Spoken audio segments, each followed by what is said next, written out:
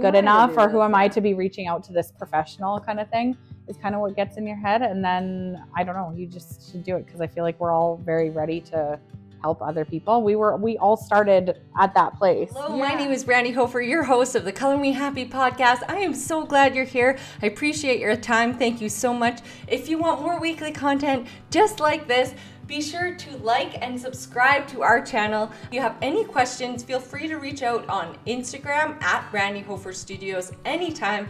I'm happy to chat. That's where I sit. And I'm so glad you're here, and I cannot wait for you to dive in. So give us a like and subscribe, and check the rest of our channel out. Hi. Welcome, Sydney. Thank you for being here.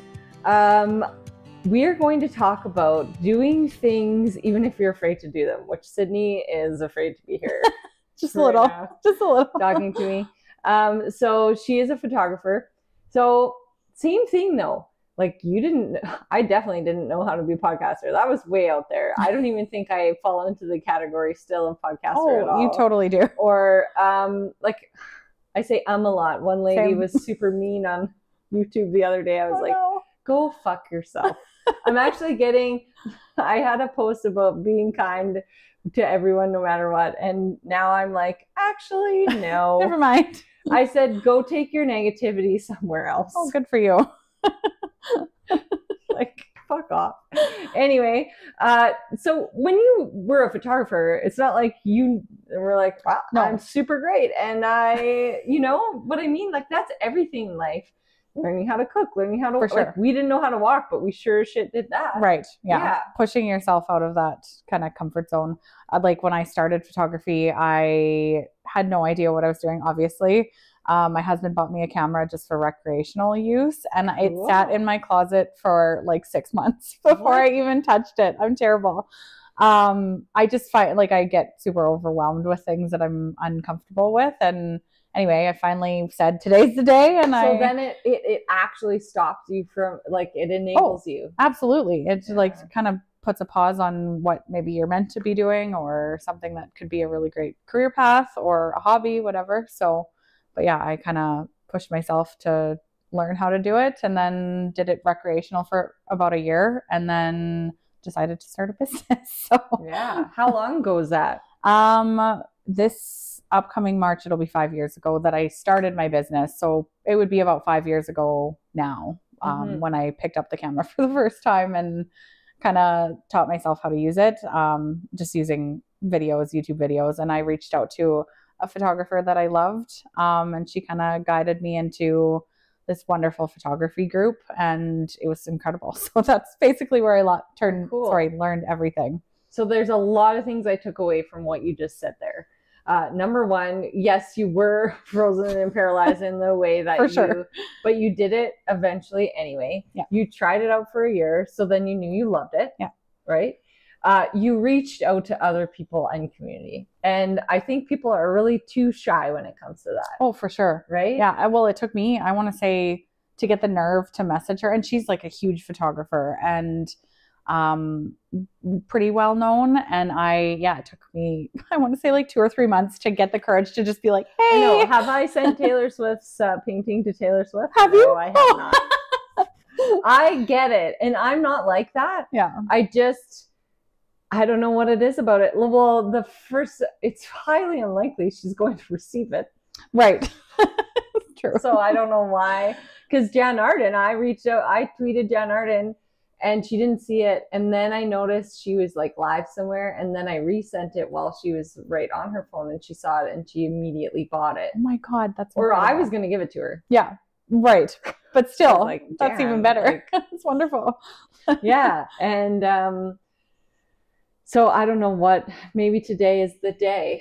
Yeah, there you go. Yeah. Life gets distracting. You're like, well, I have this to do instead. But really that would take 30 seconds to do. Right. But people are really like, how inclined would you be to help someone out if they message you or if they had a simple question? Oh, I do all the time. I actually have multiple people. And it's so, I don't know. I think it's the nerve-wracking feeling of, it's like imposter syndrome a little bit, feeling like I don't belong here. Like I'm not good enough, or who am I to be reaching out to this professional kind of thing is kind of what gets in your head. And then, I don't know, you just should do it, because I feel like we're all very ready to help other people. We all started at that place. Yeah. So, and just from experience and practice, you get to where you are. And I think that we should be able to share those experiences with other people. Mm-hmm. It's like helping someone up the ladder. For sure. Yeah. 100%. It's a good feeling. Yeah. We always talk about the gift of volunteering and the gift of giving. Right. And it actually benefits you more, which is a crazy perk about it, because it's like really good all around. It's a full circle thing. Yeah. Another thing is community. So you joined a community. I've been and am a part of many art communities around my own community. And those are important too. Oh, for sure. Yeah. I feel like people outside of whatever community you're part of don't fully understand like the intricacies that come with whatever you're doing, whether it's I hear that woodworking or art or photography or whatever. Like there's just so many, even as a nurse or a doctor, like the regular average person can't relate what you go through. And like it's nice to be able to chat things through, or if you have a bad experience or really good experiences, like there's just so many things that you can share with that community, and it's just they get super special. They get you. Yeah. Oh yeah, for sure, more than anybody else. So I think the algorithm gets me. Yeah, it does. It literally does. Yeah, it's like targeted I have ads. a really positive algorithm. Nice. It's a good one. Yeah. It's so funny. So as you know, because your daughter's in it, I run the local art academy. Yeah. And we were doing ballpoint pen art because we had to move to the library. So I was like, no worries, you can't make a mess. Yeah. So let's do ballpoint pen art. There's cool ballpoint pen for sure. artists. Yeah. So, and which I see on my great algorithm. And so I said to Derek, poor Derek, sorry, Derek. I've told this story before, but I was like, just head to your Instagram, like on the big screen in the library, and pull and like hashtag ballpoint pen art. And he kept saying, but it's my Instagram. And I was like, yeah. Not everybody has the same thing. It didn't cross my mind because my algorithm is filled with art and empowering messages for women. For sure. And like some cooking and so like some, and muralists and really cool business owners and like nothing inappropriate and like because it's his computer, right? So I was like, whatever. So I go on, pull it up, and I was like, oh no, oh my god. Okay. And I was like, how do I get it off? Oh no, it's projected on the wall. I mean, it's Instagram, so it's PG. Like the kids saw nothing; they didn't even notice. But I was definitely like, women. Oh no, like and golf. So important things. Yeah. Oh, so funny. And then they're both him and my husband were like, if you click on something once, it just keeps. I'm like, bullshit. You have to look a few times for it to change your algorithm. Yeah, bullshit. Did you click? I didn't want to see this. I don't think you did. I think you paused there. Yeah. Okay. Or kept scrolling. Nothing wrong with it. It's just, Sorry, your nose is probably itchy and running and little bit this season. Yes, lovely. Yeah. So that's my story about. I don't know where we started with that, but like community. Yes. I mean, Derek's also a good artist. He's fun to work with the kids. Yeah. People don't know that he's an artist, though. I didn't know he was either. Yeah. He's he's a perfectionist, so it's a very good team up. Right. Because I am an expressionist. Right. You guys make a good balance. Yeah. So he has different advice for the kids. Nice. Which is really good. Yeah, that's nice. Yeah. So community is really important. Surrounding yourself, too, with people that are going to encourage you. And to be honest, at my age, at our age, at this point in my life, I'm getting a little impatient with shitty people. Oh, same. So I don't want them around anymore. No. My patience level with it is very minimal. Don't have time. Yeah. Even in business, I'm just like, we got to do this now. And this person's going to do it or whatever. Yeah, for sure. And it's just like, we don't have time. No. You don't have time to mess around. You don't have time to mess around with someone who's like bringing you down. No. Do you have a situation in your life where that's ever Like work-wise or personal-wise? Whatever you want to share on the podcast. I feel like, yeah, for sure. I feel like I'm sorry, I'm being put on the spot. No, you don't have to share. We can move on to a new subject. I mean, there's definitely been times where, yeah, I just feel like the negativity gets to you. I feel like I am such an empath, so I feel like even social media can do that to me. For sure. There's definitely times where like the climate on social media has been very like sad and depressing. And I get sucked into that because I feel it so deeply, and it's definitely affected my, I don't know, just my mental health, yeah. My day-to-day life. Like I kind of don't sleep. I know, like for sure my phone, like I should have put it down this week. Yeah. Oh yeah. I really should have. I just didn't know, like I felt so immobilized. Like, yeah. I didn't know what to do. Like I was like looking for, when your brain just like, something feels wrong and I need to find a solution. Yeah. And then you pick that up, but it's not the solution. It's not the thing to fix it. No. It like kind of makes you spiral a little bit, I feel like. Yeah. And that actually we talked about last week, which will be actually in 3 weeks podcasting time. Last week on the podcast with Heather is we talked a lot about, I know self-care is a really blanketed term, but we talked about coping through burnout mostly. Yeah, for sure. That happens. We're all overwhelmed. Halloween happened. The time change happened. Yeah. The seasons changing are happening. Like there's so much that we are exposed to, and our brains actually only expose us to so much information. Right. We're not even taking in that much information because it's protecting us. So now in this world where we have a vast amount of information at our fingertips, I think anxiety and mental health are definitely a huge, huge issue. And you have to guard your space. You have to guard your mind. And I think it just takes time to get there. Yeah, and for confidence. Sure. Well, and I think too, like finding a balance or like knowing when to cut it off too is like important. Cause I feel like I said, like you get in that mindset, and like how you were feeling this week. Even like old Grey's Anatomy can't help. No, it's terrible. Old episodes. I was like, this is not making me feel better. This is not masking I was like, actually, I don't like the feeling of like George's dad dying or whatever. I'm like, I actually don't want to see this right now. I don't even know how to numb myself. Yeah. This week, like nothing was working. And so then I just went to sleep instead. Good. At least you got to sleep. I feel like when I'm like that, I just spiral even further. Into bed. So they keep, like Gus came in. I was like, I guess I'm going to sleep, but I think I'm going to read a book instead. Yeah. See, and that's me too. I feel like if I turn the TV, or if it's like a mind numbing show that like has no depth to it, I feel like that's why that can be things. Yes, I do. I do that all the time. It's also a comfort. Like it's definitely you're like, I know that I can fast forward through this hard part. Yes. I know I can get to the good parts in like 5 minutes. Yeah.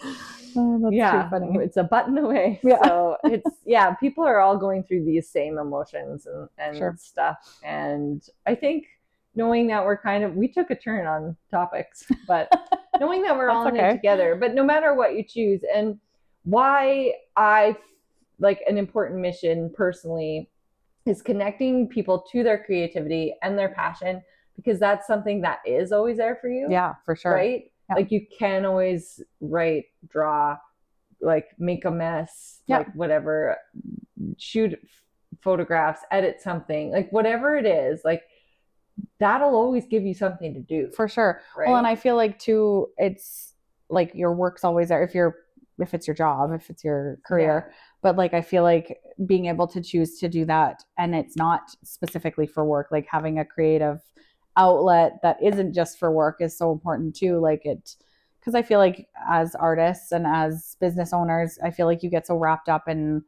or I do, I feel like, well, if you don't do it, it doesn't happen. Yes, exactly. Well, and like, oh my gosh, my brain.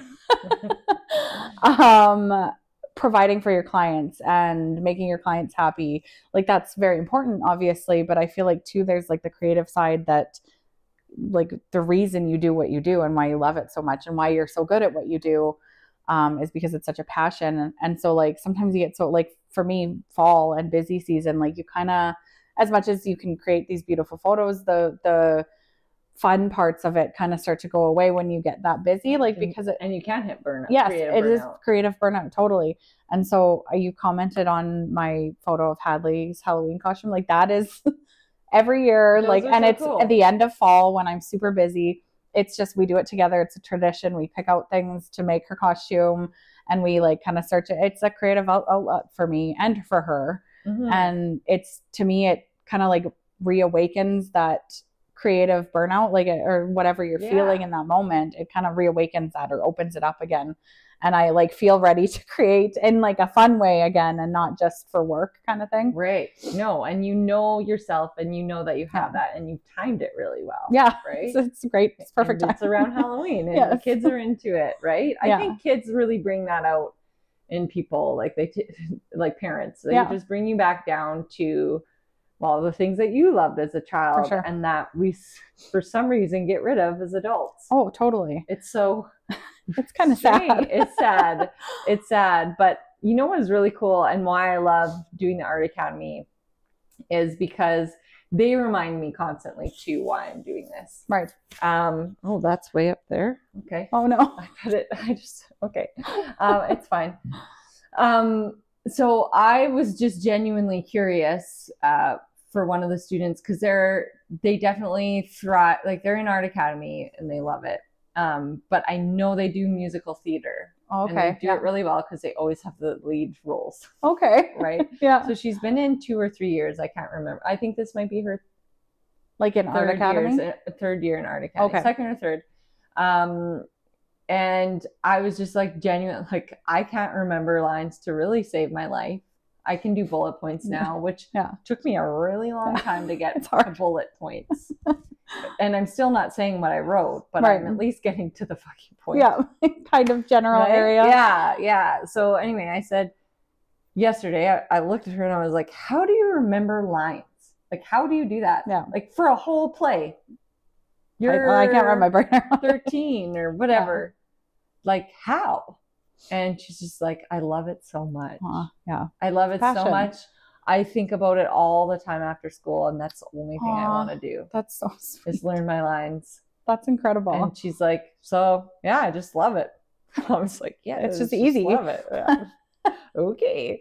But then I said, and then we started talking about how child actors like usually outshine other actors on TV shows because when you learn those abilities and you hone in on your passions as a young person, young people know what they want. Yeah, for sure. Well, there's not all these other things coming into play with it. They're like, I like this. Yeah. I'm going to do it. Yeah. Like they'll try to do it for sure. For sure. And so honoring their passions and like going with it and having a supportive environment for them is really, really important. Absolutely. And so this is a kid who's super passionate. Anyway, hold on. This is where I would edit out the podcast. Yeah, for sure. It's probably a package. I was going to say maybe a package. Thank you. Really important one.